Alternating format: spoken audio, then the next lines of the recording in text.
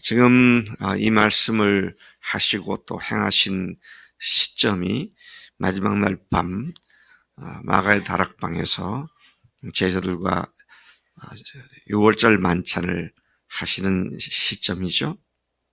이 시점은 그로부터 불과 2-3시간 후에 예수님께서 체포를 당하시고 또 그로부터 10시간도 채 안 되는 시간 안에 십자가의 처형을 당하시는 매우 긴박한 상황이었습니다.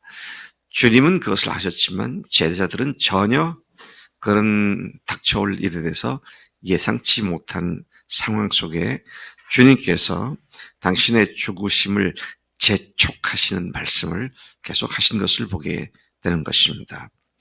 제자들은 예수님의 그 모든 사역과 기적을 보았고 경험한 자들이었습니다. 그런데 그들 중에는 처음부터 끝까지 자신이 바라는 메시아상을 가지고 예수님을 믿고 거기에 예수님을 자기가 기대하는 메시아상에다가 맞춰보려고 따라다녔지만 결국 그가 그려놓았던 메시아 상과는 예수님이 전혀 다른 모습의 실망을 느낀 제자가 있었고 또 그와 비슷한 의심을 갖고 있던 제자들도 있었습니다. 어떻게 보면 이날 밤 예수님께서 대하고 계시는 제자들은 예수님의 3년 사역의 결과물들이었는데 잘 살펴보면 별로 신통치 못한 결과물이었다. 이 사실을 볼 수 있어요. 참 주님을 우리가 열심히 쫓았는데 주님이 보실 때 우리가 어떤 결과물로 평가될 수 있을까 생각을 해보아야 합니다.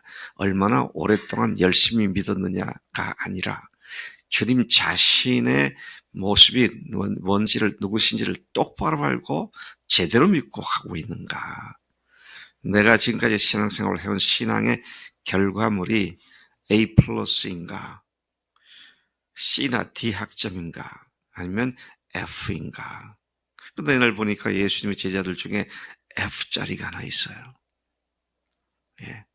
그래서 예수님께서 너희 중에 하나가 나를 팔 거다라는 폭탄 같은 말씀을 하시게 되죠. 자, 이 결과물이 별로 좋아 보이지 않는 제자들은 그 말씀을 듣고 어떻게 합니까? 서로 쳐다보며 의심했다 그랬어요. 성일인가? 현준인가? 상품인가? 아니, 한나라인가? 서로 쳐다보면서 의심을 하고 있는 그런 상황이었습니다. 그러니 그냥 객관적으로 볼 때 3년 사역의 결과물이 이러면 실패한 사역 아니에요? 자기들이 갖고 있었던 메시아상을 깨뜨리지 못하시고 주님께서 겉돌고 있는 제자들의 모습을 볼 때 얼마나 한심하셨을까, 얼마나 속이 상하셨을까 그런 생각도 해봄직한 그런 상황입니다. 그런데 오늘 본문 말씀에서 우리에게 분명하게 말씀해 주는 것 중에 하나가 뭡니까? 주님은 분명하게 각 사람들을 알고 계셨다는 거죠. 그래서 너희 중에 하나가 나를 팔 것이다. 그런 말씀을 하신 것을 봅니다. 18절부터 20절까지는 그날 저녁 주님께서 제자들에게 앞으로 일어날 일들에 대해서 말씀해 주신 내용이 나옵니다. 그렇게 미리 말씀해 주신 것은 그 일이 실제로 발생했을 때 예수님을 제대로 믿게 하기 위해서입니다. 미리 말씀하신 것도 다른 이유와 목적이 아니라 제자들이 예수님을 제대로 믿도록 하기 위해서 이렇게 하셨다. 참 주님이 보시는 관점이 상당히 우리하고 다르다는 사실을 생각하게 됩니다. 또한 주님께서는 이와 같은 일을 그들에게 말씀하신 이유 중에 하나가 메시아이신 당신에게 관한 예언의 말씀이 그대로 성취되게 하기 위해서, 그리고 성취된 것을 제자들이 보고 예수님이 누군지를 확실히 믿게 하기 위해서 이런 말씀을 하셨다고 이 본문이 그렇게 말을 하죠. 내가 내 떡을 먹는 자가 내게 발꿈치를 들었다는 시편 41편 9절 말씀을 인용하면서 요한이 예수님께서 이렇게 미리 말씀하신 것이었다. 그 일이 이루어졌을 때에는 그분이 주님이셨구나, 하나님이셨구나, 이것을 확실하게 알게 하시기 위해서 이렇게 하셨다. 그렇게 기록하고 있는 것입니다. 그러면서 주님께서 뭐라고 그러세요? 20절에 보면 연속 언급 속에서 주님이 보내신 자를 영접하는 것이 주님을 영접하는 것이고, 궁극적으로는 주님을 보내신 이 곧 아버지 하나님을 영접하는 것이다. 그렇게 말씀하십니다. 여러분, 제자들 중에는 예수님조차 믿지 못하고 배반하고 팔아버리는 제자들도 있었습니다. 지금 그 당시 상황으로 보면 충분히 이럴 수 있는 상황이었습니다. 이분이 부활하셔서 메시아인 것이 증명돼서 온 세계가 주님 앞에 돌아오게 될 걸 꿈에도 생각하지 못한 제자들이죠. 제가 어제 이 말씀을 묵상하다가 외람되다고 생각되긴 하지만, 우리 교회에서도 주님께서 나를 통해서 다시 밝혀주시고 계시는 이 온전한 복음, 구멍 기운 복음이 언젠가 온 세계 사람들에게 다 퍼져나가는 일이 생긴다고 한다면 그때 그 일에 처음부터까지 동참하지 못하고 중간에 가룟 유다처럼 떨어져 나가는 사람들은 어떻게 사람들에게 기억되어질까? 이런 생각도, 엉뚱한 생각을 좀 해봤습니다. 우리는 지금 또 저 역시 마찬가지로 여기에서 좋은 믿음 생활하자, 단순히 그것이 아닙니다. 사명을 갖고 주님께서 이 시대에 우리에게 맡겨주신 이 복음의 말씀을 선포하는 일에 하나님께서 우리를 맡기셨다고 믿고 사명에 적극적으로 동참하는 것이, 마치 2000년 전 예수님께서 제자들 가운데 이런저런 제자들이 있을 것을 보셨지만, 우리 13장 첫 구절을 모르겠어요. 예수께서 자기 사람들을 사랑하시되 끝까지 사랑하셨다. 그런 말씀을 우리가 기억하게 되는 것이죠. 또 이 말씀을 보면 예수님께서 보내실 것을 작정하고 계신 걸 보게 되죠. 내가 보낸 자를 영접하는 자는, 주님은 이미 그 뒤에 있을 일들에 대해서 예상하시면서 그 일에 대한 말씀을 미리 하고 계시죠. 자, 그런데 이제 청천벽력 같은 말씀을 하시죠. 너희 중 하나가 나를 팔리라. 네. 주님은 모든 것을 알고 계셨고 또 자신에 대한 성경 말씀을 성취하려 하셨음에도 불구하고 정작 그 일을 당하게 되는 시각에 심령이 매우 괴로우셨다. 그렇게 말씀하고 있습니다. 그런 가운데 주님은 너희 중 하나가 나를 팔리라. 그렇게 말씀하신 것이죠. 이 말씀을 들은 제자들은 아까 말씀드린 것처럼 서로 돌아보면서 서로 의심했다. 네, 서로 의심했다는 것이죠. 이 말씀을 하실 때 예수께서 사랑하시던 제자, 이건 요한인데요. 사도 요한인데 요한은 자기의 이름을 밝히지 않고 이렇게 표현을 했어요. 예수께서 사랑하시던 제자가 예수의 품에 의지하여 누워 있었다. 성경이 그렇게 말하고 있죠. 그리고 그러자 베드로가 조금 전에 주님께서 하신 말씀이 무슨 뜻인지 모르니까 머릿짓을 해서 요한에게 주님이 방금 말씀하신 자가 누구인지 말해. 너 알지? 그래서 말해봐. 누구야? 누구?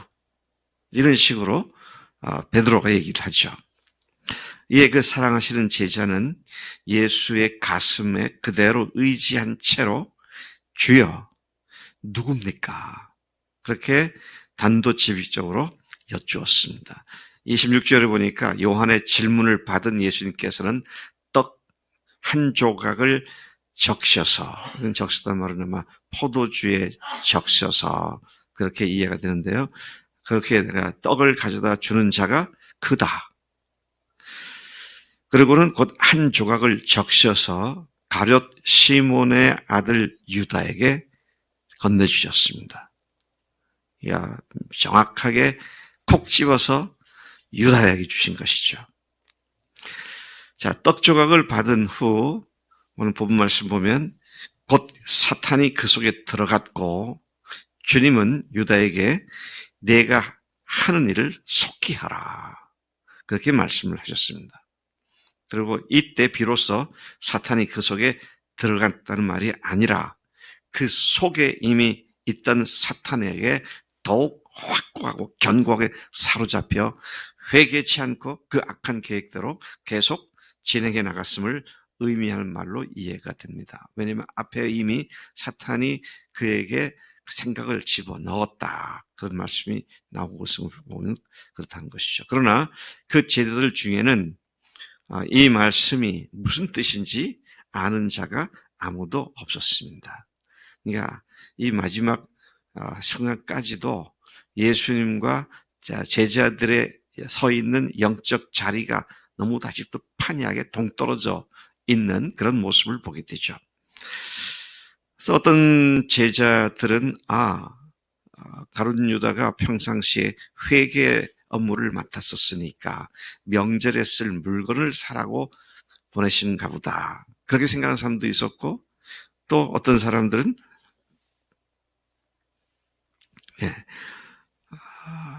가난한 사람들에게 무언가를 나눠줄 것을 준비하라고 말씀하시는가 보다. 이렇게 생각을 했을 뿐이었다 그랬습니다. 그리고 30절을 뭐라고 말합니까? 유다가 그 조각을 받고 곧 나가니 밤이라. 여러분 요한복음에 보면 밤이라는 말이 여러 차례 나옵니다. 예를 들면 니고데모가 예수님께 찾아왔을 때 밤에 니고데모가 예수를 찾아왔다. 여기도 보니까 나가니 곧 밤이다. 무슨 말입니까? 영적으로 깜깜한 상태에 있었다. 전혀 빛을 알지 못하는 상태에 있었다. 그런 의미로 밤이라는 말을 사용한 것을 보게 되는 것입니다. 오늘 나와 주님과의 관계는 어떻습니까? 밝은 빛 가운데 있습니까? 어두컴컴한 가운데 있습니까? 깜깜한 가운데 있습니까?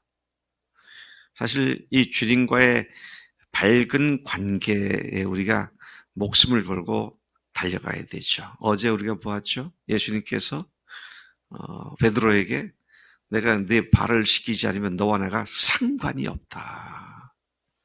주님과 관계가 없다. 그 말을 듣고 놀란 베드로가 어떻게 합니까? 발뿐만 아니라 그러면 온몸도 다 시켜주십시오. 목욕시켜 주십시오. 그 베드로가 이게 사람이 뭐라 그럴까나, 뭉퉁뭉퉁한 데가 있어요. 좀 세심하지 못하고 그냥 울끈불끈한 데가 있습니다. 그래도 베드로의 매력은 뭐예요?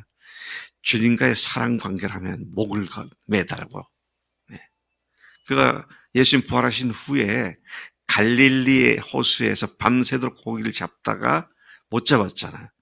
거기까지 찾아오신 예수님께서 호숫가에 불을 피워놓고 조반을 준비해 놓으시고 여보시오 고기 좀 잡았어. 아니 한 마리도 못 잡았수다. 근데 옆에 있던 요한이 주님이시다. 그러니까 베드로가 어떻게 합니까? 그냥 겉옷을 두르고 물에 붕tung 빠져들어가지고 청목청목 하면서 예수님께 달려가지 않습니까? 이게 참 베드로의 매력입니다. 내가 주님과 멀어졌구나. 빨리 돌이켜갖고 그냥 길을 쓰고 주님께 더 가까이 나가는. 그럴 때 주님께서 너 왜 왔어? 저리 가! 올리기 싫어. 그러지 않으시죠. 그냥 뭐라고 했어요? 네가 나 사랑하냐? 네가 나 사랑하냐? 내 양을 먹이라. 내 양을 치라.